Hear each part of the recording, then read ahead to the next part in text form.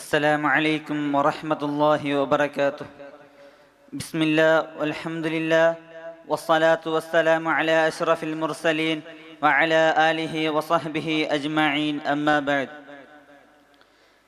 പ്രിയമുള്ള ഉസ്താദന്മാരെ, ഈ വേദിയിൽ ഒരുമിച്ച് കൂടിയ എൻ്റെ മുത്തഅല്ലിം സുഹൃത്തുക്കളെ, നേരെയായി ഞാൻ എൻ്റെ വിഷയത്തിലേക്ക് പ്രവേശിക്കുന്നു.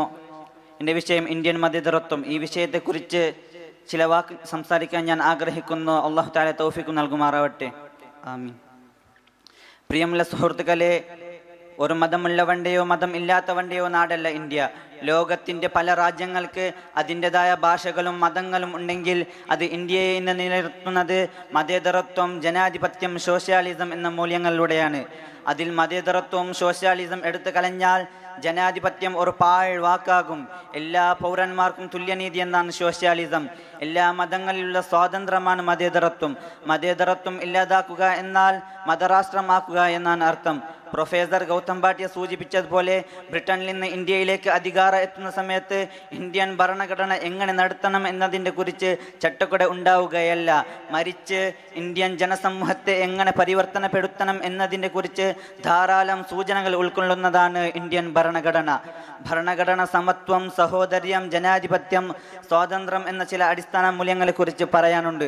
ഈ അടിസ്ഥാന മൂല്യങ്ങളെ നിലനിർത്താവുന്ന ഭരണ നിർവഹണത്തിന് സ്വാഭാവിക ശേഷി ഉള്ളതാണോ ഇന്ത്യൻ ജനസമൂഹം?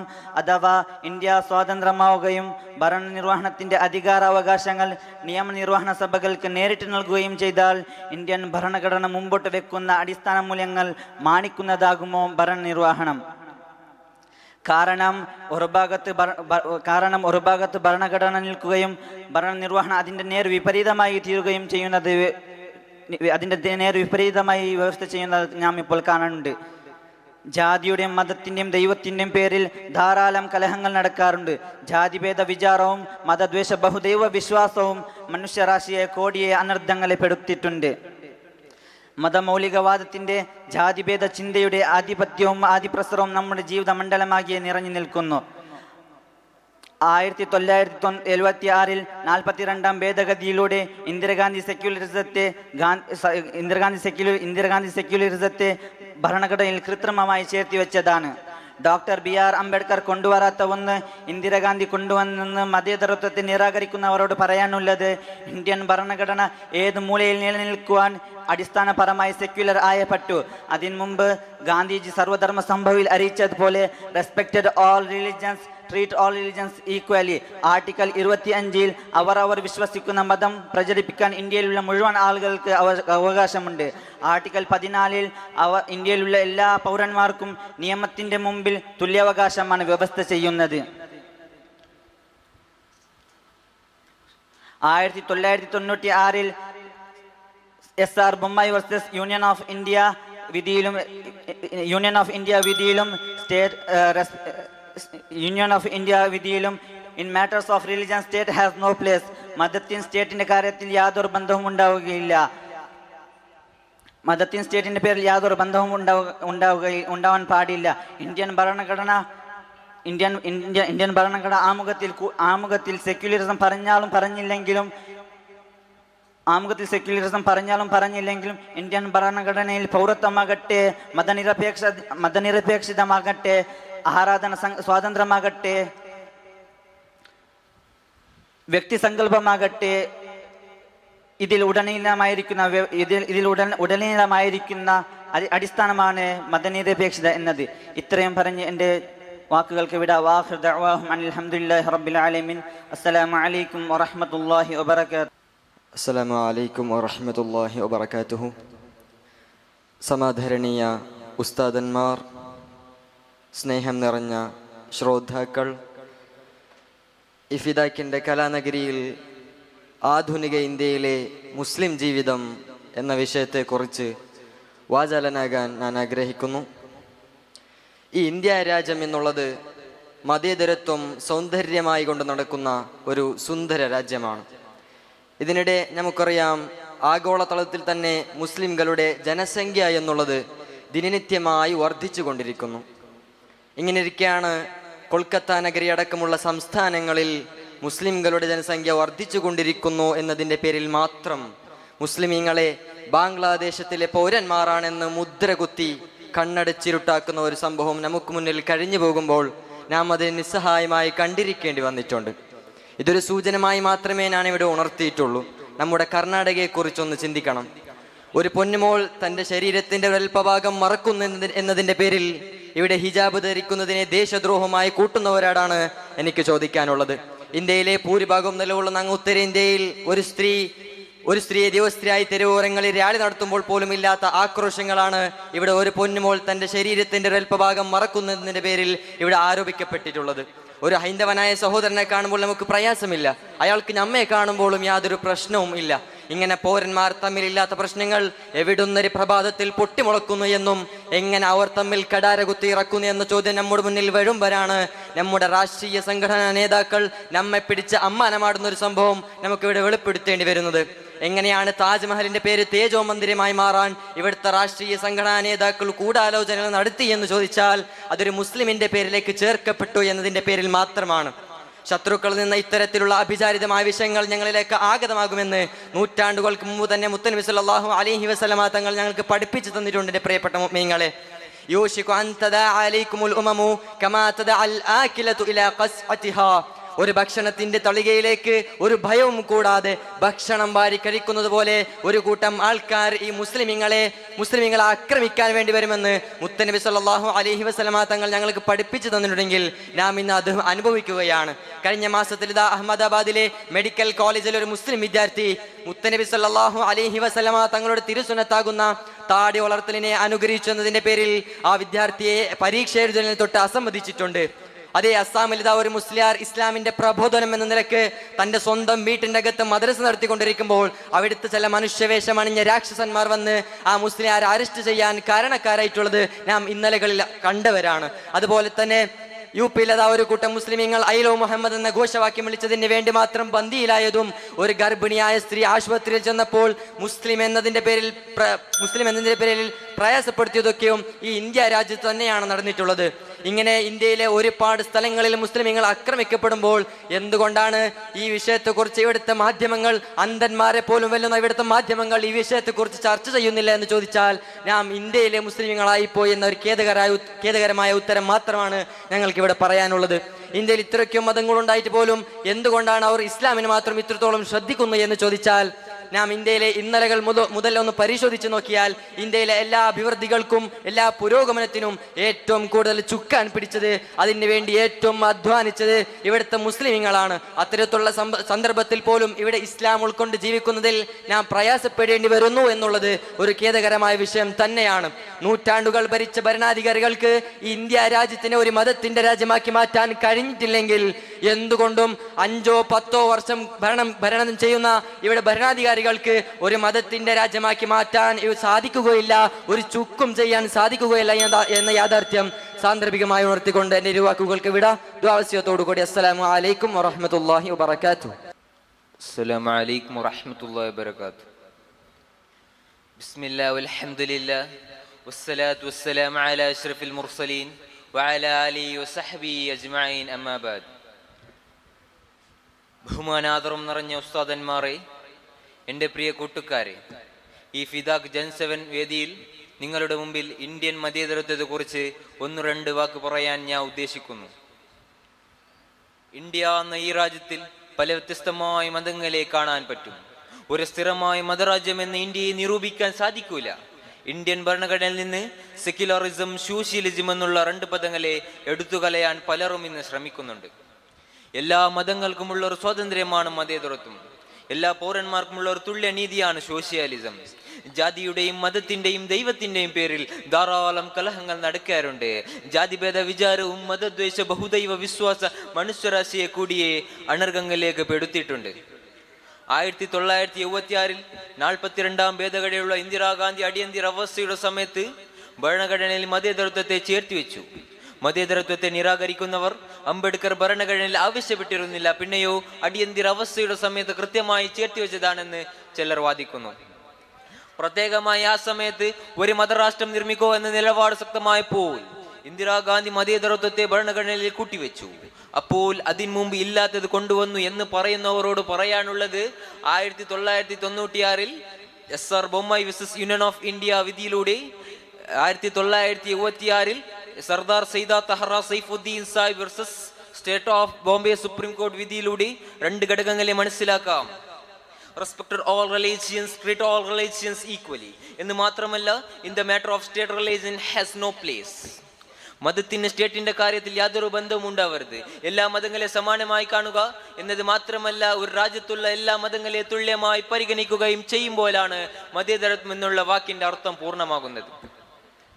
ആർട്ടിക്കിൾ 25 അവരവർ വിശ്വസിക്കുന്ന മതം പ്രചരിപ്പിണ്ണാൻ ഇന്ത്യയിൽ മുഴുവൻ ആളുകൾക്ക് അവകാശമുണ്ട്. ആർട്ടിക്കിൾ 14 ഇന്ത്യയിലുള്ള എല്ലാ പൗരന്മാർക്കും നിയമത്തിന്റെ മുമ്പിൽ തുല്യ അവകാശം വ്യവസ്ഥ ചെയ്യുന്നുണ്ട്. ഭരണഘടനയുടെ ആമുഖത്തിൽ മതേതരത്വം പറഞ്ഞാലും ഇല്ലെങ്കിലും പൗരത്വമാകട്ടെ, വ്യക്തിസങ്കല്പമാവട്ടെ, ആരാധന സ്വാതന്ത്ര്യമാവട്ടെ എന്നീ ഉടനീളം മതേതരത്വം മതേതരത്വം എടുത്തു കളയാൻ പല കലഹങ്ങൾ നടക്കാൻ സാധ്യതയുണ്ട്. ആർട്ടിക്കിൾ 15 ജാതി, മത, ലിംഗ അസമാനത നിഷേധം. ആർട്ടിക്കിൾ 17 തൊട്ടുകൂടായ്മ നിഷേധം എന്ന് കാണാൻ സാധിക്കും. എന്നീ ഇത് മതേതരത്വത്തെ പ്രമുഖ ഘടകമാണ്. മതേതരത്വം ഈ രാജ്യത്തിന്റെ പൗരന്മാരുടെ അവകാശവാദങ്ങൾ, തുല്യതയും വികസതയും മണിക്കുന്നതാണ്. പക്ഷേ മതേതരത്വം ഇന്ന് സോഷ്യാലിസം എന്നുള്ള ഭരണഘടന മൂല്യങ്ങളെ കുജിമൂടാനുള്ള എല്ലാ ശ്രമത്തിലാണ് ചിലർ ഉള്ളത്. പ്രൊഫസർ ഗൗതം ഭാട്ടിയ പറയുന്നു, ബ്രിട്ടനിൽ നിന്ന് ഇന്ത്യയിലേക്ക് അധികാരം എത്തുന്ന സമയത്ത് ഭരണനിരൂഹണ എന്ന പരിവർത്തനം നടത്തണം. മറിച്ച് ഇന്ത്യൻ സമൂഹത്തെ പരിവർത്തനപ്പെടുത്താൻ പരിപൂർണമായ സൂചനകൾ ഉൾക്കൊള്ളുന്നതാണ് ഇന്ത്യൻ ഭരണഘടന. പക്ഷേ ഇന്ന് ഭരണഘടന ഒരു ഭാഗത്ത് നിൽക്കുകയും ഭരണാരോഹണ അതിന്റെ നേരെ വിപരീതമായി നിൽക്കുകയും ചെയ്യുന്നതാണ് ഞാൻ ഇപ്പോൾ കണ്ടുകൊണ്ടിരിക്കുന്നത് എന്ന് പറഞ്ഞ് എൻ്റെ വാക്ക് നിർത്താം. അസ്സലാമു അലൈക്കും വറഹ്മത്തുള്ളാഹി വബറകാതുഹു. അസ്സലാമു അലൈക്കും വറഹ്മത്തുള്ളാഹി വബറകാതുഹു. ബഹുമാനവും ആദരവും നിറഞ്ഞ ഉസ്താദന്മാരെയും പിന്നെ ഇവിടെ ഒരുമിച്ച് കൂടിയിരിക്കുന്ന എൻ്റെ മുത്താനും സുഹൃത്തുക്കളെ, അല്ലാഹു തആല ഒരുമിച്ച് കൂട്ടാത്ത അവൻ്റെ സ്വർഗീയ ലോകത്ത് ഒരുമിച്ച് കൂട്ടുമാറാകട്ടെ. ആമീൻ. ഞാൻ സുദീർഘമായി സംസാരിക്കാൻ നിൽക്കുന്നില്ല, നേരെ എൻ്റെ വിഷയത്തിലേക്ക് കടക്കുകയാണ്. എനിക്ക് അർപ്പിതമായ വിഷയം ആധുനിക ഇന്ത്യയിലെ മുസ്ലിം ജീവിതം. വർഗീയതയും അസഹിഷ്ണുതയും ഏറെ ചർച്ച ചെയ്യപ്പെടുന്ന വർത്തമാനം ഇന്ത്യൻ സാഹചര്യത്തിലെ ആധുനിക ഇന്ത്യയിലെ മുസ്ലിം ജീവിതം എന്ന വിഷയത്തിൽ സംസാരിക്കുമ്പോൾ യശോധോളം വർഷത്തിൻ്റെ ചരിത്രത്തിൻ്റെ ഇടയിൽ ഏറ്റവും പ്രക്ഷബദ്ധവും സങ്കീർണവുമായ കാലഘട്ടത്തിലാണ് സ്വതന്ത്ര ഭാരതം നടന്നു കൊണ്ടുപോയിരിക്കുന്നത്. കഴിഞ്ഞ കാലഘട്ടത്തിൽ മതേതരത്വത്തിനും ജനാധിപത്യത്തിനും ലോകരാഷ്ട്രങ്ങൾക്ക് മാതൃകയായിരുന്ന ഇന്ത്യൻ എന്ന മഹാരാജ്യം ഭരണഘടനയുടെ ആത്മാവായ മതേതരത്വം പോലും വെല്ലുവിളിച്ചു കൊണ്ടിരിക്കുന്ന സാഹചര്യത്തിലാണ് ഞങ്ങൾ പെട്ടിരിക്കുന്നത്. സിഖ് കൂട്ടാക്കൊലയും ബാബരി ധ്വംസനവും ഗുജറാത്ത് കലാപവും ഈ രാജ്യത്തിൻ്റെ പരുത്ത ഓർമ്മകളാണ്. വർഗീയതയും അസഹിഷ്ണുതയും നാടുവായുന്ന ഇരുണ്ട ഭാവിയിലേക്കാണ് ഞങ്ങൾ മുന്നേറിക്കൊണ്ടിരിക്കുന്നത്. വർഗീയതയും പരസ്പര വിദ്വേഷവും നാടിൻ്റെ നാനാഭാഗത്ത് ശക്തിപ്പെട്ടു വരികയും ന്യൂനപക്ഷങ്ങൾക്ക് അടുത്ത സംഘർഷാവസ്ഥയിലേക്ക് എടുത്തിരിയുന്ന സാഹചര്യത്തിൽ പരിഹാരങ്ങളെക്കുറിച്ച് കൂലങ്കുശമായി ചിന്തിച്ച് നടപ്പിലാക്കാനുള്ള സമയം അതിക്രമിച്ചിരിക്കുന്നു. സഹോദരന്മാരെ, ഓരോ രാജ്യങ്ങളും പുരോഗതിക്കുമ്പോൾ ആ രാജ്യത്തിൻ്റെ ജനങ്ങളുടെ ചിന്തകളും വികസിക്കാറുണ്ട്. എന്നാൽ ഈ നീണ്ട കാലത്തിൽ പുരോഗതിയായിക്കൊണ്ടിരിക്കുന്ന ഇന്ത്യൻ എന്ന മഹാരാജ്യത്തിൻ്റെ ജനങ്ങൾ ഇന്നും ജാതി മതം എന്ന പേരിൽ പരസ്പരം വിദ്വേഷമായി നടന്നുകൊണ്ടിരിക്കുകയാണ്. മനസ്സാക്ഷിയെ പിടിച്ചണക്കുന്ന വാർത്തകളുമായി ഓരോ ദിവസങ്ങളും കടന്നു പോകുന്നത്. ഹാഫിലായ സന്തോഷത്തിൽ ഉമ്മ കൊടുത്ത പണവുമായി വസ്ത്രം വാങ്ങാൻ പോയ ജുനൈദ് എന്ന ഉത്തരേന്ത്യൻകാരനെ ബീഫ് വാങ്ങിച്ചൊന്ന് കള്ളത്തനെ വാക്ക് ഉപയോഗിച്ചുകൊണ്ട് അവിടെ നിന്ന് അടിച്ചു കൊന്ന സംഭവം ഞങ്ങൾ എല്ലാവരും കേട്ടവനാണ്. വർഷങ്ങൾ മുമ്പ് ഗുജറാത്തിലെ 1000 മുസ്ലിമീങ്ങളെ വർഗീയ കോമാരങ്ങൾ മുമ്പിൽ ഇട്ടുകൊടുത്ത് കയ്യും കെട്ടി നിന്ന് നോക്കിയ വ്യക്തി ഇന്ന് രാജ്യത്തിന്റെ സുപ്രധാന പദവിയിലിരിക്കുമ്പോൾ ഓരോ ദിവസങ്ങളും കടന്നു പോകുമ്പോൾ ഭീകരമായ വാർത്തകൾ കേൾക്കുമോ എന്ന് ഞാൻ ആശങ്കപ്പെടുകയാണ്. സാരേ ജഹാം സി അച്ച ഇന്ദു സിത അമറ എന്ന് ഇക്ബാൽ പാടിയതുപോലെ കാശ്മീരിൽ നിന്ന് കന്യാകുമാരി വരെയും ഗുജറാത്തിൽ നിന്ന് അസം വരെയും വൈവിധ്യപൂർണമായ രാജ്യമാണ് നമ്മുടെ ഇന്ത്യ. നിസ്കാരം തയമ്പുള്ള മുസ്ലിമും ബൊട്ടു തൊടുന്ന ഹിന്ദുവും കുരിശ് വരക്കുന്ന ക്രിസ്ത്യാനിയും തോളോട് തോള് ചേർത്ത് ജീവിക്കുന്ന രാജ്യത്തെ അരാജകത്തിന്റെ വിളവെടുപ്പ് നടത്തുന്നവരെ ഞങ്ങൾ തിരിച്ചറിയേണ്ടതുണ്ട്. ഓരോ രാജ്യങ്ങളും അതിൻ്റെതായ മാനവ വികസന സൂചികയുണ്ട്. അതായത് സാമ്പത്തിക ശേഷിക്ക് പുറത്തേക്ക് രാജ്യത്തിന്റെ ഓരോ പൗരന്റെയും പുരോഗതിയും ക്ഷേമവും അളക്കാൻ ഉപയോഗിക്കുന്ന ഒരു മാനദണ്ഡമാണ് മാനവ വികസന സൂചിക എന്നുള്ളത്. എന്താണ് സത്യത്തിൽ നമ്മുടെ രാഷ്ട്രത്തിന്റെ മാനവ വികസന സൂചികയുടെ അവസ്ഥ? 193 രാജ്യങ്ങളിൽ 134 സ്ഥാനത്തിലാണ് നമ്മുടെ ഇന്ത്യ നിലകൊള്ളുന്നത്. കാരണം ഇവിടുത്തെ ഭരണഘടന എന്നുള്ളത് പുരോഗമനത്തിനും സ്ഥാനം കൊടുക്കാതെ മതങ്ങളുടെ ഇടയിൽ ഭിന്നിപ്പുണ്ടാക്കുന്നതിനും സ്ഥാനം കൊടുക്കുന്ന ഭരണയാണ് ഇവിടുത്തെ ഭരണം. വർഷങ്ങൾ മുമ്പ് മഹാരാഷ്ട്രയിലെ ഐഡിയൽ കോളേജിൽ ജമാഅത്തായി നിസ്കരിച്ചതിന്റെ പേരിൽ അതിന്റെ കാരണവുമായി ആ കോളേജിന്റെ പുറത്തു വരെ അപമാനിക്കുകയും ചെയ്തു. ആധുനിക ഇന്ത്യയിലെ മുസ്ലിം ജീവിതം എന്ന വിഷയത്തിൽ ഇത്രമാത്രം പറഞ്ഞുകൊണ്ട് എൻ്റെ ഈ ചെറിയ വാക്കിനെ അവസാനിപ്പിക്കുന്നു. വാഖിർദാവൻ അൽഹംദുലില്ലാഹി റബ്ബിൽ ആലമീൻ. അസ്സലാമു അലൈക്കും വറഹ്മത്തുള്ളാഹി വബറകാതുഹു. ബിസ്മില്ലാഹി വസ്സലാത്തു വസ്സലാമു അലാ അഷ്റഫിൽ മുർസലീൻ വഅലാ ആലിഹി വസഹ്ബിഹി അജ്മഈൻ. അമ്മാ ബഅദ്. സർവ്വധന്യരായ സാദത്തുക്കളെ, എൻ്റെ ശബ്ദത്തെ കേൾക്കുന്ന മുതഅല്ലിം സുഹൃത്തുക്കളെ, സഞ്ചാരം എന്ന വാക്യത്തിലായി മൺമറഞ്ഞു പോയ ചരിത്രത്തിൻ്റെ താളങ്ങളെ പുനരാവിഷ്കരിക്കുന്ന ഫിദാക്കിൻ്റെ ഈ സുന്ദരമായ വേദിയിൽ എന്നിൽ അർപ്പിതമായ വിഷയം ഇസ്ലാമിൻ്റെ ശുചിത്വബോധം എന്നുള്ളതാണ്. ഇസ്ലാം എന്നുള്ളത് അത് ശുചിത്വത്തിൻ്റെ മതമാണ്. ഇസ്ലാമിൽ ശുചിത്വം എന്ന് വെച്ചാൽ വെറും ശാരീരിക ശുചിത്വം മാത്രമല്ല, അത് ധാർമ്മികവും മാനസികവും ആത്മീയവും ശുചിത്വത്തെ ഉൾക്കൊള്ളുന്നുണ്ട്. ഇസ്ലാമിൻ്റെ ഏറ്റവും പുണ്യകർമ്മമായ നമസ്കാരത്തിൽ പോലും ശുചിത്വം ഒരു പങ്ക് വഹിക്കുന്നുണ്ട്. ഇസ്ലാമിൽ ശുചിത്വം അത് വെറും ശരീരത്തിൽ ഒതുങ്ങേണ്ട ഒരു കാര്യമല്ല, മറിച്ചു അത് മനസ്സിൽ കൂടി ഒതുങ്ങേണ്ട ഒരു കാര്യമാണ്. റസൂലുള്ളാഹി സ്വല്ലല്ലാഹു അലൈഹി വസല്ലമ തങ്ങൾ പറയുന്നു, ലാ യദ്ഖുലുൽ ജന്നത മൻ കാന ഫീ ഖൽബിഹി വമിസ്കാല ദർറത്തിൻ മിൻ കിബ്രിഹി. ഒരു മനുഷ്യന്റെ ഹൃദയത്തിൽ ഒരു അണുവോളം അഹങ്കാരം വന്നാൽ അവൻ സ്വർഗത്തിൽ പ്രവേശിക്കുകയില്ല. പ്രിയമുള്ള സഹോദരന്മാരെ, ലോകത്ത് ഇതുവരെ കടന്നു പോയതായ ചരിത്രവന്മാർ അവരുടെ ചരിത്ര ഗ്രന്ഥങ്ങൾ എടുത്തു നോക്കിയാൽ കാണാം, ഇസ്ലാം എന്നുള്ളത് അത് നീതിയുടെയും ശുചിത്വത്തിൻ്റെയും മതമാണ്.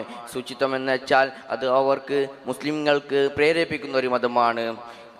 പ്രിയമുള്ള സഹോദരന്മാരെ, സയ്യിദ് ഹുസൈൻ നാസർ പോലത്തെ, തോമസ് കാർലൈൻ പോലത്തെ, കാരൻ ഹാങ്സ്റ്റങ് പോലത്തെ പല പ്രസിദ്ധ ചരിത്രവന്മാർ പറയുന്നു, Islam is a deeply rooted in compassion, mercy and social justice. Islam എന്നുള്ളത് കാരുണ്യത്തിൻ്റെയും കരുണയുടെയും സാമൂഹിക നീതി എന്നിവയിൽ ആഴത്തിലൊടുങ്ങിയതാണ്. ഇസ്ലാമിൽ ഒരു മനുഷ്യൻ നല്ലവണ്ണം ഒരുക്കുവാനും സഹായിക്കുന്ന ഒരു മതമാണ്. അത്തഹാറത്തു ശത്രുൽ ഈമാൻ എന്ന മനുഷ്യൻ്റെ അത്തഹാറത്തു ശത്രുൽ ഈമാൻ എന്ന നബിത്തങ്ങളുടെ വാചകത്തിൻ്റെ അടിസ്ഥാനത്തിൽ ഇസ്ലാം ശുചിത്വം എന്നുള്ളത് അത് ഈമാനിൻ്റെ പകുതിയാണ്. ഈമാനും ശുചിത്വവും വേർപിരിക്കാൻ പറ്റാത്ത ഒരു കാര്യമാണ്.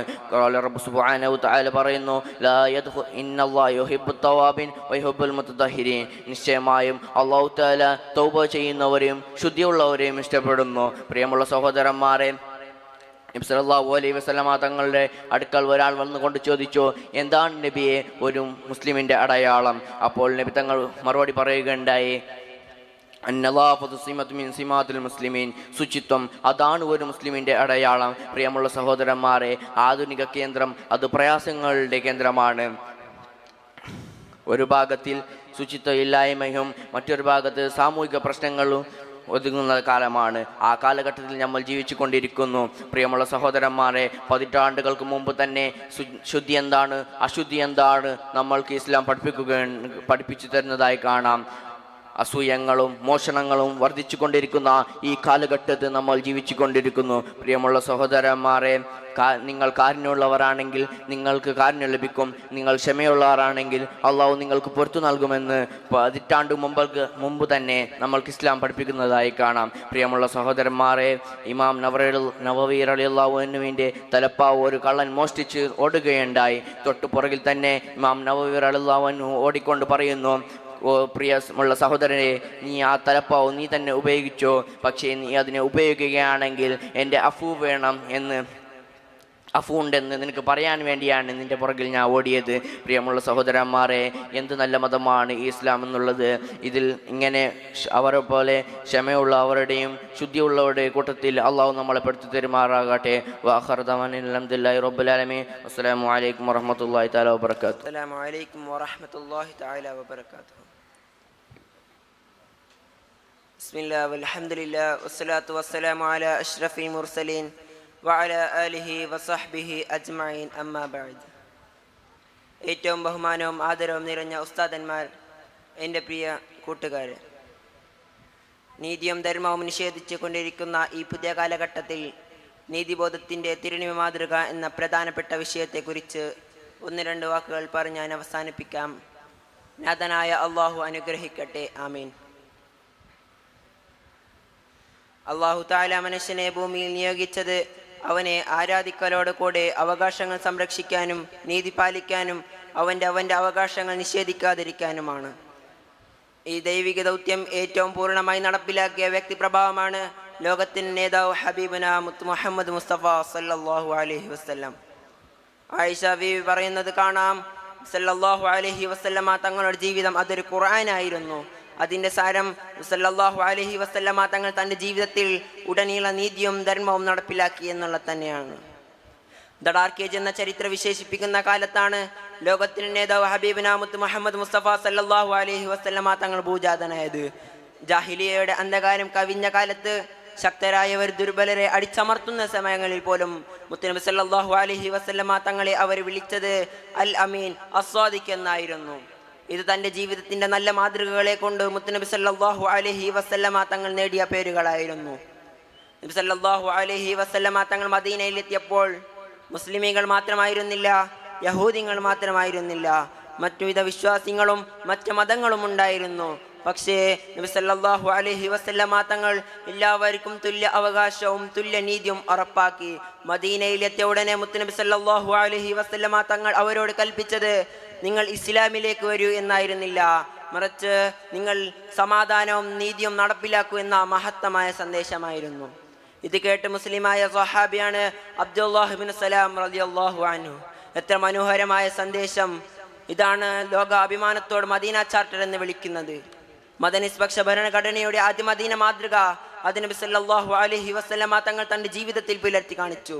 ശത്രുവിനോട് നീതി പുലർത്തിയ നേതാവാണ് ഹബീബുന മുഹമ്മദ് മുസ്തഫ സല്ലല്ലാഹു അലൈഹി വസല്ലം. ഒരു നേതാവിൻ്റെ മഹത്വം അദ്ദേഹത്തിൻ്റെ സുഹൃത്തുക്കളുള്ള സമീപനത്തിലല്ല, മറിച്ച് എതിരാളികളുടെ നീതിയിൽ എന്നത് നബി സല്ലല്ലാഹു അലൈഹി വസല്ലമ തങ്ങളുടെ ജീവിതത്തിൽ കാണിച്ചു തന്നു. പല യുദ്ധങ്ങൾ നടന്നപ്പോൾ പോലും മുത്തുനബി സല്ലല്ലാഹു അലൈഹി വസല്ലമ തങ്ങൾ പറഞ്ഞത് നിങ്ങൾ സ്ത്രീകളെയും കുട്ടികളെയും കൊല്ലരുത്, മരിച്ചവരെ അവമതിക്കരുത് എന്നായിരുന്നു. അയൽവാസി കാഫിറാണെങ്കിൽ പോലും നിങ്ങൾ മതേതരത്വത്തിൻ്റെ മൂല്യത്തെ ഉയർത്തി കാട്ടുക, എത്ര അധികം ശക്തിയുള്ള സമയങ്ങളിൽ പോലും നിങ്ങൾ അനീതി ചെയ്യാതിരിക്കുക എന്നുള്ളത് ഒരു പ്രവാചകീയ മഹത്വമല്ലാതെ മറ്റെന്താണ്? പല യുദ്ധങ്ങൾ ഖുറൈശി സ്ത്രീ മോഷണം ചെയ്തപ്പോൾ സ്ഥാനവിയും പദവിയും നോക്കി ശിക്ഷ ഒഴിവാക്കണമെന്ന് ചിലർ അപേക്ഷിച്ചു. അപ്പോൾ നബി സല്ലല്ലാഹു അലൈഹി വസല്ലമ തങ്ങൾ പറഞ്ഞത് ലൗ അന്ന ഫാത്തിമത ബിൻത മുഹമ്മദിൻ സറഖത ലഖതഅതു യദഹാ, എൻ്റെ മകൾ ഫാത്തിമ തന്നെ ചെയ്താലും ശിക്ഷ നടപ്പിലാക്കുമെന്നായിരുന്നു. ഇതാണ് നീതി മാതൃക. ആർക്കും പ്രത്യേക അവകാശമില്ല, നിയമം എല്ലാവർക്കും ഒരേപോലെ എന്നത് സമത്വത്തിൻ്റെ നിലപാടാണ്. എൻ്റെ പ്രിയ സഹോദരങ്ങളോട് ഓർമ്മപ്പെടുത്താനുള്ളത്, ഇന്നത്തെ ലോകം നിറഞ്ഞുകൊണ്ടിരിക്കുന്നത് വിവേചനത്താൽ അനീതിയാൽ നീതി നിഷേധിക്കപ്പെട്ടവന്റെ നിലവിളികളാണ്. ഇവിടെ നിയമം ചിലർക്ക് മാത്രമാണ്, അവകാശം ചിലർക്ക് മാത്രമാണ്. നബി സല്ലല്ലാഹു അലൈഹി വസല്ലമ തങ്ങൾ പഠിപ്പിച്ച നീതി മാതൃകയാണ് മനുഷ്യർക്ക് സമാധാനവും ശാന്തിയും തരുന്ന വഴി എന്ന സാരം ഞാൻ മനസ്സിലാക്കേണ്ടതുണ്ട്. നിഷ്പക്ഷത, സത്യസന്ധത, ബാധ്യതയുള്ള നേതൃത്വം, ദുർബലരുടെ അവകാശ സംരക്ഷണം, മതം, വർഗം, വർണ്ണം തുടങ്ങിയ നോക്കാതെയുള്ള സമത്വങ്ങൾ പോലും നബി സല്ലല്ലാഹു അലൈഹി വസല്ലമ തങ്ങളുടെ ജീവിതത്തിൽ തിളങ്ങുന്ന മൂല്യങ്ങളായിരുന്നു. ഈ മൂല്യങ്ങൾ നമ്മൾ ചേർത്ത് പിടിക്കലോട് കൂടെ നമ്മുടെ ലോകം നീതിയുക്തമായി മാറുന്നു എന്നതിൽ സംശയമില്ല. കാരണം നബി സല്ലല്ലാഹു അലൈഹി വസല്ലമ തങ്ങളുടെ ജീവിതത്തിൽ തങ്ങളുടെ ജീവിതം അതൊരു ചരിത്ര പുസ്തകം മാത്രമല്ല, അതൊരു മനുഷ്യത്വത്തിൻ്റെ മാർഗദർശക നക്ഷത്രം കൂടിയുമാണ്. ഇതിനെ അനുധാവനം ചെയ്യലിലൂടെ നമ്മുടെ ലോകം പ്രകാശിക്കുമെന്ന് മനസ്സിലാക്കി ജീവിതത്തിൽ പകർത്തണമേ എന്ന് ഓർമ്മപ്പെടുത്തിക്കൊണ്ട് എൻ്റെ വാക്കുകൾക്ക് വിടാ. വാഖിറു ദഅവാനാ അൽഹംദുലില്ലാഹി റബ്ബിൽ ആലമീൻ. അസ്സലാമു അലൈക്കും വറഹ്മത്തുള്ളാഹി തആല വബറകാതുഹു. അസ്സലാമു അലൈക്കും വറഹ്മത്തുള്ളാഹി തആല വബറകാതുഹു. ബിസ്മില്ലാഹ് വൽഹംദുലില്ലാഹ് വസ്സലാത്തു വസ്സലാമു അലാ അഷ്റഫിൽ മുർസലീൻ വഅലാ ആലിഹി വസഹ്ബിഹി അജ്മഈൻ. അമ്മാ ബഅദ്. ഏറ്റവും ബഹുമാനവും ആദരവും നിറഞ്ഞ ഉസ്താദന്മാർ, അതുപോലെ തന്നെ എൻ്റെ ശബ്ദത്തെ ആലിക്കുന്ന മുതഅല്ലിം സുഹൃത്തുക്കൾ, പ്രയാണം എന്ന വിഷയത്തിലായി മൺമറഞ്ഞു പോയ ചരിത്രത്തിൻ്റെ താളകളെ പുനരാവിഷ്കരിക്കുന്ന ഈ ഫിദാക്കിൻ്റെ സുന്ദരമായ വേദിയിൽ എന്നിൽ അർപ്പിതമായ വിഷയം ഇസ്ലാമിൻ്റെ ശുചിത്വബോധം എന്നതാണ്. തൻ്റെ ജീവിതത്തിൻ്റെ തുടക്കവും മടക്കവും ഏത് നിലക്കാണെന്ന് അറിഞ്ഞിട്ടും അറിയാത്തവനെ പോലെ ജീവിച്ചു കൊണ്ടിരിക്കുന്ന ഈ കാലഘട്ടത്തിലേക്ക് എന്താണ് ജീവിതം, എങ്ങനെയാണ് ജീവിക്കേണ്ടത് എന്ന് നമുക്ക് സമ്പൂർണ്ണമായി പഠിപ്പിച്ചു തരുന്ന ധർമ്മമായ ഇസ്ലാം. ആ ഇസ്ലാമിൽ പറഞ്ഞു തരുന്ന പല നിയമങ്ങൾ, അതിലേറെ പ്രാധാന്യമുള്ള ഒരു കാര്യമാണ് അത്തഹൂർ, ശുദ്ധി എന്നുള്ളത്. നബി സല്ലല്ലാഹു അലൈഹി വസല്ലമ തങ്ങൾ പറയുന്നു, അത്തഹൂറു ശത്രുൽ ഈമാൻ, ശുദ്ധി എന്നുള്ളത് അത് ഈമാനിന്റെ പകുതിയാണ്. ഒരു മുഅ്മിനായ മനുഷ്യന്റെ ഫലപ്രദായുധമായ ഈമാൻ അത് സമ്പൂർണ്ണമാകണമെങ്കിൽ ശുദ്ധി അനിവാര്യമാണെന്ന് നമുക്ക് ഇതിലൂടെ മനസ്സിലാക്കാൻ സാധിക്കാം. ശുദ്ധി എന്നുള്ളത് ശാരീരികമായി മാത്രമല്ല, അത് മനുഷ്യന്റെ ആന്തരികമായും നിലനിർത്തേണ്ടതാണ്. അസൂയകളും മോഷണങ്ങളും വർദ്ധിച്ചു വരുന്ന കാലഘട്ടത്തിലാണ് നാം ഒക്കെ ഉൾക്കൊണ്ടിരിക്കുന്നത്. ഇസ്ലാം പഠിപ്പിക്കുന്നതായി കാണാം, ഇർഹമു തുർഹമു വഗ്ഫിറു യഗ്ഫിറില്ലാഹു ലക്കും. നിങ്ങൾക്ക് കാരുണ്യം വേണമെങ്കിൽ നിങ്ങൾ മറ്റുള്ളവരോട് കാരുണ്യം കാണിക്കുക. നിങ്ങൾ ക്ഷമ കാണിക്കുന്നുണ്ടെങ്കിൽ അല്ലാഹു തആല നിങ്ങൾക്ക് പൊരുത്തു തരും. അതാ ഇമാം നബവി റളിയല്ലാഹു അൻഹുവിന്റെ തലപ്പാവിനെ ഒരു കള്ളൻ മോഷ്ടിച്ചു ഓടുകയുണ്ടായി. അപ്പോൾ ഇമാം നബവി റളിയല്ലാഹു അൻഹു ആ കള്ളന്റെ പിന്നിൽ ഓടി പറയുന്നു, ആ തലപ്പാവ് എനിക്ക് വേണ്ട, നീ തന്നെ ഉപയോഗിച്ചു. പക്ഷേ ഞാൻ നിന്റെ പിന്നിൽ ഓടാനുള്ള കാരണം ആ തലപ്പാവ് നീ ഉപയോഗിക്കണമെങ്കിൽ ഞാൻ അഫ്വു നൽകിയിട്ടുണ്ട് എന്ന് നീ അറിഞ്ഞിരിക്കണം. എത്ര സുന്ദരമാണ് പ്രിയമുള്ള സഹോദരന്മാരെ. ആധുനിക ലോകം അത് പ്രയാസങ്ങളുടെ കേന്ദ്രമാണ്. ഒരു ഭാഗത്ത് സാമൂഹിക പ്രശ്നങ്ങൾ നിറഞ്ഞു നിലനിൽക്കുമ്പോൾ മറ്റൊരു ഭാഗത്ത് പരിസര മലിനീകരണവും രോഗങ്ങളും അധികരിച്ചു വരുന്ന കാലഘട്ടത്തിലാണ് നാം ഒക്കെ ഉൾക്കൊണ്ടിരിക്കുന്നത്. അതാ വൈദ്യശാസ്ത്രത്തിൽ ഉന്നത സ്ഥാനം നേടിയ ഡോക്ടർ അലക്സാണ്ടർ ഫ്ലെമിങ്ങിന്റെ റിപ്പോർട്ടിൽ കാണാം, impure is the main reason of majority of disease. രോഗങ്ങൾ അധികരിക്കാനുള്ള കാരണം അത് അശുദ്ധിയാണ്. പക്ഷേ ഇസ്ലാം പതിറ്റാണ്ടുകൾക്ക് മുമ്പ് തന്നെ നമുക്ക് അശുദ്ധിയെ പഠിപ്പിച്ചു തന്നിട്ടുണ്ട്. ഇസ്ലാം ശുചിത്വത്തിന് വളരെയേറെ പ്രാധാന്യം നൽകുന്ന ഒരു മതമാണ്. ഓരോ കാര്യങ്ങളിലും എങ്ങനെ ശുദ്ധിയാക്കണമെന്ന് കൂടി ഇസ്ലാം വളരെ വ്യക്തമായി പറഞ്ഞു തന്നിട്ടുണ്ട്. ശുദ്ധി എന്നുള്ളത് അത് ഒരു സൗന്ദര്യ സങ്കല്പം മാത്രമല്ല, ഒരു മനുഷ്യന്റെ, അതായത് നമ്മുടെ വിശ്വാസത്തിന്റെയും ആരാധനത്തിന്റെയും അടിസ്ഥാനമാണ്. മിഫ്താഹുസ് സ്വലാത്തു തഹൂർ, ശുദ്ധി എന്നുള്ളത് അത് നിസ്കാരത്തിന്റെ താക്കോലാണ്. മുസ്ലിമിനെ സംബന്ധിച്ചിടത്തോളം മുസ്ലിമിന്റെ ആരാധന കർമ്മമായ നിസ്കാരത്തെ എടുത്തു നോക്കുമ്പോൾ അവന്റെ ശരീരവും വസ്ത്രവും പാർപ്പിടവും ശുദ്ധിയായിരിക്കണമെന്നാണ് ഇസ്ലാം പഠിപ്പിക്കുന്നത്. അതായത് അള്ളാഹുമായുള്ള നമ്മുടെ ബന്ധം ആരംഭിക്കുന്നത് തന്നെ ശുചിത്വത്തിലൂടെയാണ്. മുസ്ലിമിനെ സംബന്ധിച്ചിടത്തോളം ശുദ്ധി എന്നുള്ളത് ഒരു ബാഹ്യമായ ആചാരമല്ല, മറിച്ച് ആന്തരികമായ വിശ്വാസത്തിന്റെ പ്രതിഫലമാണ്. നമ്മുടെ നാട്, വീട്, ചുറ്റുപാട് എന്നിടങ്ങളിലെല്ലാം നാം ശുചിത്വം പാലിക്കുമ്പോൾ നാം ചെയ്യുന്നത് ഒരു മതപരമായ കടമ മാത്രമല്ല, ഒരു പൗരൻ എന്ന നിലയിൽ സമൂഹത്തോടുള്ള നമ്മുടെ ഉത്തരവാദിത്വവും കൂടിയാണ്. അതുപോലെ തന്നെ നമ്മുടെ വാക്കുകളിലും ചിന്തകളിലും പ്രവർത്തനങ്ങളിലും ശുചിത്വം നിലനിർത്താൻ സാധിക്കണം. അതിന് അല്ലാഹു തആല തൗഫീഖ് നൽകട്ടെ എന്ന് മാത്രം പറഞ്ഞുകൊണ്ട് എൻ്റെ വാക്കിലേക്ക് വിരാമം കുറിക്കുന്നു. വാഖിറു ദഅ്വാനാ അൽഹംദുലില്ലാഹി റബ്ബിൽ ആലമീൻ. വസ്സലാമു അലൈക്കും വറഹ്മത്തുള്ളാഹി തആല വബറകാതുഹു. അസ്സലാമു അലൈക്കും വറഹ്മത്തുള്ളാഹി തആല വബറകാതുഹു. അൽഹംദുലില്ലാഹ് വസ്സലാത്തു വസ്സലാമു അലാ അഷ്റഫിൽ മുർസലീൻ വഅലാ ആലിഹി വസഹ്ബിഹി അജ്മഈൻ. അമ്മാ ബഅദ്. ഏറ്റവും ബഹുമാനവും ആദരം നിറഞ്ഞ ഉസ്താദുമാരെ, എൻ്റെ മുമ്പിലിരിക്കുന്ന വിദ്യാർത്ഥി സുഹൃത്തുക്കളെ, നാം ഇന്ന് ഓർമ്മിച്ചു കൂടിയിരിക്കുന്നത് ഫിദാക്ക് എന്ന ആർട്ട് ഫെസ്റ്റിൻ്റെ വേദിയിലാണ്. ഞാൻ അവതരിപ്പിക്കുന്ന വിഷയം നീതിയും ധർമ്മവും നിഷേധിച്ചു കൊണ്ടിരിക്കുന്ന ഈ പുതിയ കാലഘട്ടത്തിൽ നീതിബോധത്തിൻ്റെ തിരുനബി മാതൃക എന്ന പ്രധാനപ്പെട്ട വിഷയത്തെക്കുറിച്ച് ചർച്ച ചെയ്ത് ഞാൻ അവസാനിപ്പിക്കാൻ നാഥനായ അല്ലാഹു തആല അനുഗ്രഹിക്കട്ടെ. ആമീൻ. ലൗ അന്ന ഫാത്തിമത ബിൻത മുഹമ്മദിൻ സറഖത് ലഖതഅതു യദഹാ എന്ന തിരുനബി മാതൃകയിൽ നിന്ന് നമുക്ക് ആരംഭിക്കാം. പ്രിയ സുഹൃത്തുക്കളെ, അല്ലാഹു തആല മനുഷ്യരെ ഭൂമിയിലേക്ക് നിയോഗിച്ചത് അവനെ ആരാധിക്കലോട് കൂടെ അവകാശങ്ങളെ സംരക്ഷിക്കാനും നീതിയെ പാലിക്കാനുമാണ്. ഒരാളും അവന്റെ അവകാശങ്ങൾ നിഷേധിക്കാതിരിക്കാൻ വേണ്ടിയാണ്. ഈ ദൈവിക ദൗത്യം ഏറ്റവും പൂർണ്ണമായി നടപ്പിലാക്കിയ വ്യക്തി പ്രഭവമാണ് ലോകത്തിന്റെ നേതാവായ മുഹമ്മദ് മുസ്തഫ സല്ലല്ലാഹു അലൈഹി വസല്ലം തങ്ങൾ. ആയിഷ ബീവി പറയുന്ന ഹദീസിൽ കാണാം, മുത്തുനബിയുടെ ജീവിതം ഖുർആനായിരുന്നു. അതിന്റെ സാരം മുത്തുനബി ജീവിതത്തിൽ ഉടനീള നീതിയും ധർമ്മവും നടപ്പിലാക്കി എന്നത് തന്നെയാണ്. ദ ഡാർക്ക് ഏജ് എന്ന ചരിത്രം വിശേഷിപ്പിച്ച കാലത്താണ് മുത്തുനബി ഭൂജാതനായത്. ജാഹിലിയ്യയുടെ അന്ധകാരഘട്ടത്തിൽ ശക്തരായവർ ദുർബലരെ അടിച്ചമർത്തിയ സമയങ്ങളിൽ പോലും നബി സല്ലല്ലാഹു അലൈഹി വസല്ലം തങ്ങളെ വിളിച്ചിരുന്നത് അൽ അമീൻ അസ്സാദിഖ് എന്നായിരുന്നു. അത് തൻ്റെ ജീവിതത്തിന്റെ നല്ല മാതൃകകൾ കൊണ്ട് നബി സല്ലല്ലാഹു അലൈഹി വസല്ലം തങ്ങൾ നേടിയ പേരുകളായിരുന്നു. നബി സല്ലല്ലാഹു അലൈഹി വസല്ലം തങ്ങൾ മദീനയിലെത്തിയപ്പോൾ അവിടെ മുസ്ലിമികൾ മാത്രമുണ്ടായിരുന്നില്ല, യഹൂദികളും മറ്റു ഗോത്രങ്ങളും വിവിധ വിശ്വാസികളും ഉണ്ടായിരുന്നു. പക്ഷേ നബി സല്ലല്ലാഹു അലൈഹി വസല്ലം തങ്ങൾ എല്ലാവർക്കും തുല്യ അവകാശവും തുല്യ നീതി ഉറപ്പാക്കി മദീനയിലെത്തി. ഉടനെ നബി സല്ലല്ലാഹു അലൈഹി വസല്ലം തങ്ങൾ കൽപ്പിച്ചത്, നിങ്ങൾ ഇസ്ലാമിക ഇസ്ലാമിക്ക് വരൂ എന്നായിരുന്നില്ല, മറിച്ച് നിങ്ങൾ സമാധാനവും നീതി നടപ്പാക്കൂ എന്ന മഹത്തായ സന്ദേശമായിരുന്നു. ഇത് കേട്ട മുസ്ലിമായ സ്വഹാബിയായിരുന്നു അബ്ദുല്ലാഹ് ഇബ്നു സലാം റളിയല്ലാഹു അൻഹു. എന്തോ ഒരു മനോഹരമായ സന്ദേശം. അതാണ് ഇന്ന് ലോകം അഭിമാനത്തോടെ മദീന ചാർട്ടർ എന്ന് വിളിക്കുന്നത്. മതനിക്ഷ ഭരണഘടനയുടെ ആദ്യ മദീന മാതൃക അത് നബി സല്ലല്ലാഹു അലൈഹി വസല്ലം തങ്ങൾ തന്റെ ജീവിതത്തിൽ പുലർത്തി കാണിച്ചു. ശത്രുവിനോട് നീതി പുലർത്തിയ നേതാവാണ് ഹബീബുന മുഹമ്മദ് മുസ്തഫ സല്ലല്ലാഹു അലൈഹി വസല്ലം. ഒരു നേതാവിന്റെ മഹത്വം അദ്ദേഹത്തിന്റെ സുഹൃത്തുക്കളോടുള്ള സമീപനത്തിലല്ല, എതിരാളികളോടുള്ള നീതിയിലാണെന്ന് നബി സല്ലല്ലാഹു അലൈഹി വസല്ലം തങ്ങൾ ജീവിതം കാണിച്ചു തന്നു. യുദ്ധങ്ങൾ നടന്നപ്പോഴും നബി സല്ലല്ലാഹു അലൈഹി വസല്ലം തങ്ങൾ വിളിച്ചു പറഞ്ഞത് സ്ത്രീകളെയും കുട്ടികളെയും കൊല്ലരുത്, മരിച്ചവരെ അവമാനിക്കരുത് എന്നായിരുന്നു. അയൽവാസികളെയും കാഫിരീങ്ങളെയും നിങ്ങൾ ബഹുമാനിക്കണം എന്ന് മധുദോരത്തിന്റെ മൗലത്തെ ഉയർത്തിക്കാട്ടി. ഇത്ര അധിക ശക്തിയുള്ള സമയത്തും ആ നീതി ചെയ്യാതിരിക്കുക എന്നത് ഒരു പ്രവാചകീയ മഹത്വമല്ലാതെ മറ്റെന്താണ്? ഒരു ഖുറൈശി സ്ത്രീ മോശനം ചെയ്തപ്പോൾ അവളെ പദവിയും സ്ഥാനം നോക്കി ശിക്ഷ ഒഴിവാക്കണമെന്ന് ചിലർ അപേക്ഷിച്ചു. അപ്പോഴാണ് നബി സല്ലല്ലാഹു അലൈഹി വസല്ലം തങ്ങൾ പറയുന്നത്, ലൗ അന്ന ഫാത്തിമത ബിൻത മുഹമ്മദിൻ സറഖത് ലഖതഅതു യദഹാ, എന്റെ മകൾ ഫാത്തിമ തന്നെ ചെയ്താലും ശരി ശിക്ഷ നടപ്പിലാക്കും.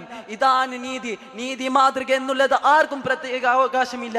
നിയമം എല്ലാവർക്കും ഒരുപോലെ തന്നെ എന്നതാണ് സമത്വത്തിന്റെ നിലപാടാകുന്നത്. പ്രിയ സുഹൃത്തുക്കളെ, ഇന്നത്തെ ലോകം നിറഞ്ഞു കിടക്കുന്നത് വിവേചനത്താൽ, അനീതിയാൽ മാത്രമാണ്. നീതി നിഷേധിക്കപ്പെട്ടവന് നിലവികൾ, നിയമം ചിലർക്ക് മാത്രം, അവകാശം ചിലർക്ക് മാത്രം ആയിക്കൊണ്ടിരിക്കുന്ന നാളുകളാണ്. നബി സല്ലല്ലാഹു അലൈഹി വസല്ലം തങ്ങളെ പഠിപ്പിച്ചു, നീതിയും ധർമ്മയാണ് മനുഷ്യർക്ക് ശാന്തിയും പുരോഗതി നൽകുന്ന വഴി എന്ന് നാം മനസ്സിലാക്കേണ്ടതുണ്ട്. നിഷ്പക്ഷത, സത്യസന്ധത, ബാധ്യതയുള്ള ദുർബലരുടെ അവകാശം, സംരക്ഷണം, മതം, വർണ്ണം, വർഗം നോക്കാതെയുള്ള സമത്വം തുടങ്ങിയവ പുണ്യ നബിയുടെ ജീവിതത്തിൽ തിളങ്ങുന്ന മൗല്യങ്ങളായിരുന്നു. ആ മൗല്യങ്ങളെ ചേർത്ത് പിടിച്ചാൽ നമ്മുടെ ലോകം നീതിയുക്തമായി മാറുന്നതിൽ ഒരു സംശയമില്ല. കാരണം മുത്തുനബിയുടെ ജീവിതം ഒരു ചരിത്ര പുസ്തകം മാത്രമായിരുന്നില്ല, മനുഷ്യത്വത്തിന്റെ മാർഗദർശകത കൂടിയായിരുന്നു. ഇത്ര പറഞ്ഞ് ഞാൻ വാക്കുകൾ അവസാനിപ്പിക്കുന്നു. വാഖിറു ദഅവാനാ അൽഹംദുലില്ലാഹി റബ്ബിൽ ആലമീൻ. അസ്സലാമു അലൈക്കും വറഹ്മത്തുള്ളാഹി തആല.